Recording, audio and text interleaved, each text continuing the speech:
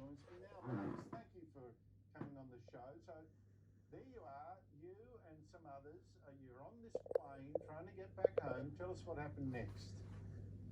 Yeah, so obviously I applied for exemption.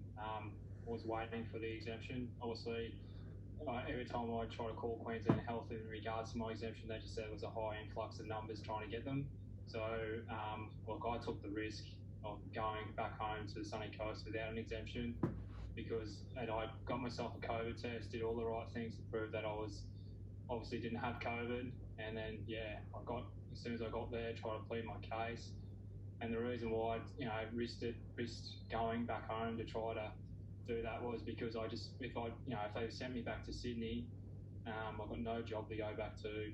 I pretty much I had to fight to get myself accommodation, and it wasn't a very good experience. I remember getting treated pretty poorly by police officers. They didn't want to bar of me basically, and as soon as I called my partner up to explain that now they're sending me back, and her pretty much crying uncontrollably over the phone, it pretty much was a bit of a traumatic experience that, they're probably going to, scar me forever probably. So, yeah, I mean, it's been a bit of an emotional toll, not just for me, but for other fly in, fly out workers that, who are my work colleagues. And yeah, it's just, I know, it's just that I So can't Marcus, believe where are you now?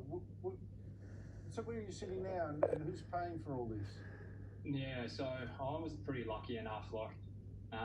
My partner, she plays netball for a living, and she got on to one of her ex-teammates down here. So I'm actually staying at their place at the moment. But I know there's guys that who weren't fortunate enough to be able to find accommodation, are paying their own money to accommodate themselves until the pause is over. Now, you guys have now heard that footballers-wise were yesterday allowed to fly in, despite this ban on you guys. Fair enough? Nah, I think it's pretty poor. It's not the wives and girlfriends' fault that they're allowed those exemptions, so I purely blame the Queensland government for this. I never watched live Parliament in my life, but I definitely watched him today into question time, and that was obviously the first question that was asked. The fact that she danced around it, and there's Queensland residents who are fighting so hard to come home, and it's taken an emotional toll on all of us that are trying to get home. I mean, look, in my industry, in the fly in fly out industry, there's always a big thing on mental health and people, workers committing suicide.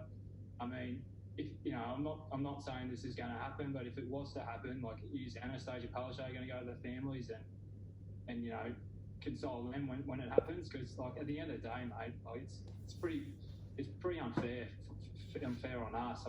We're residents who are just trying to get home and we're getting no support. You can't even go to your own home. Marcus Fretwell, I'm so sorry for you and your colleagues. All the best, and let's hope some sanity returns very, very soon. Thanks for your time.